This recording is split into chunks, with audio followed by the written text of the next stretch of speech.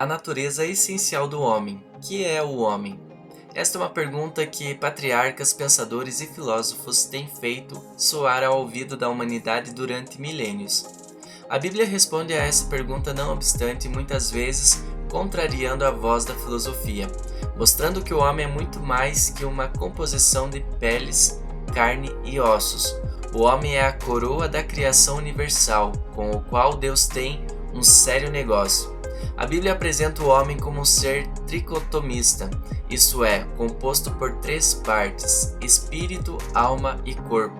O espírito é o âmago e a fonte da vida humana. Ele distingue o homem das demais coisas criadas por Deus. É o canal através do qual o homem pode conhecer Deus e as coisas inerentes ao seu reino. A alma é o princípio da vida animal que o homem possui. A alma dá expressão ao corpo do homem através da vida que ele vive. A alma pertence ao entendimento, à emoção e à sensibilidade. O corpo é a única das três partes que formam o homem, sobre o qual a Bíblia menos fala. Precisamente, por exemplo, Paulo, ao falar sobre o corpo humano, chama-o de a casa, tabernáculo ou templo. É evidente que a linguagem de Paulo é figurada e mostra a transitoriedade da vida física do homem, sem contudo anular a glória da ressurreição do corpo do crente. O patriarca Jó parece ter sido o primeiro dos homens mencionados na Bíblia a interrogar acerca do homem. Foi ele quem perguntou a Deus: que é o homem para que tanto o estimes e ponhas nele o teu cuidado, e cada manhã o visites, e cada momento o ponhas à prova?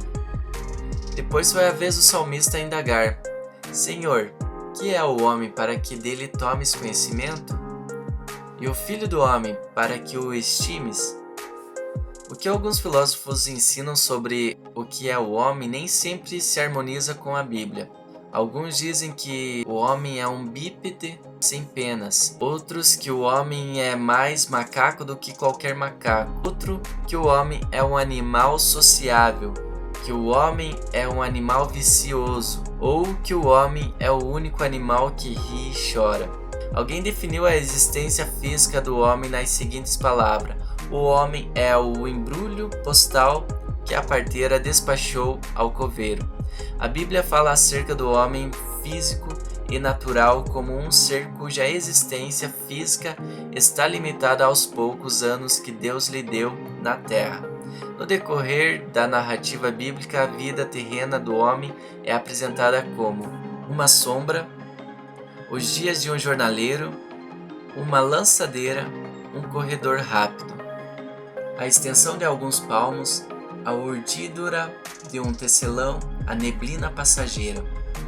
O físico é o aspecto pelo qual o homem é melhor conhecido. Por ele o branco se distingue do negro, o grande do pequeno, o obeso do magro e o belo do feio. O corpo humano possui em torno de 206 ossos e mais de 600 músculos.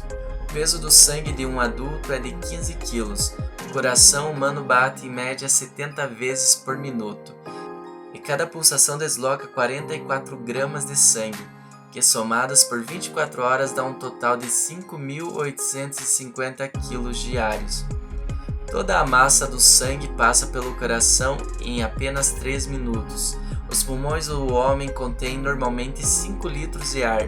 O homem respira 1.200 vezes por hora, gastando 306 litros de ar. O corpo humano possui 13 elementos, sendo 8 sólidos e 5 gasosos.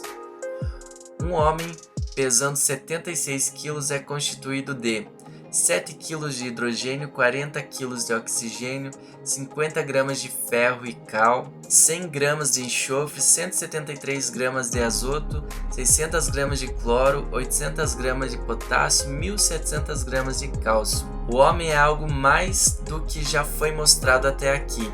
Ele é o que é, não por si mesmo, mas por aquilo que Deus planejou, envolvendo-se desde o princípio.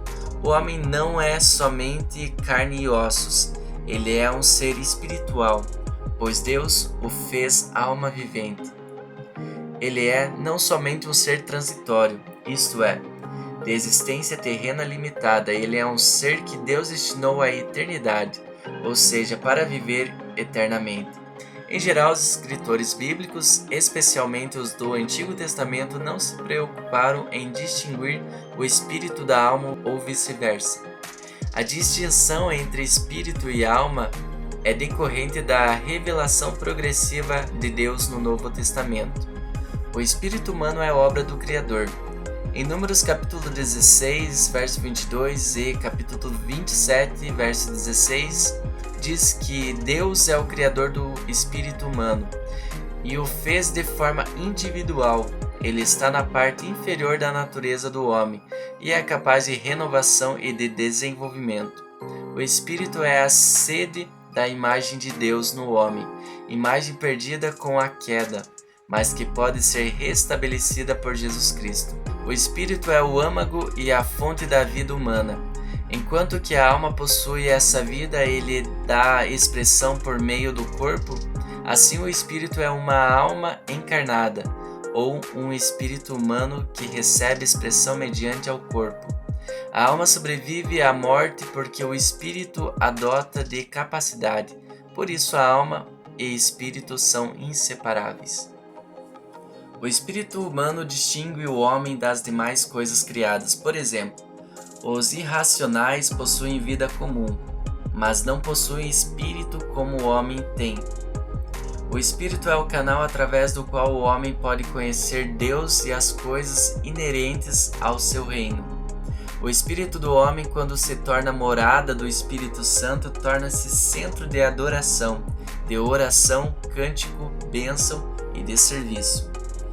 O espírito identifica a natureza do homem. Aquilo que domina o espírito torna-se o atributo de seu caráter. Por exemplo, se o homem permitir que o orgulho o domine, ele tem um espírito altivo. Conforme as influências respectivas que o dominem, o homem pode ter um espírito perverso, rebelde, impaciente, perturbado, contrito e humilde, de escravidão e de ciúmes. Assim é que o homem deve guardar o seu espírito, dominar o seu espírito e confiar em Deus para transformar o seu espírito. Quando as paixões más dominam a alma da pessoa, o espírito é destronado, isto é, o homem torna-se vítima dos seus maus sentimentos e apetites naturais. A este homem a Bíblia chama de carnal. O espírito já não domina mais, e essa condição é descrita na Bíblia como um estado de morte. Desse modo, há necessidade de um espírito novo. Somente Deus, que originalmente deu vida ao homem, poderá soprar novamente na alma do homem, infundindo nova vida espiritual nela. Este é o ato que a Bíblia chama de regeneração. Quando assim acontece, o espírito do homem novamente ocupa lugar de destaque em busca da perfeição estabelecida por Deus, e o homem chega a ser espiritual.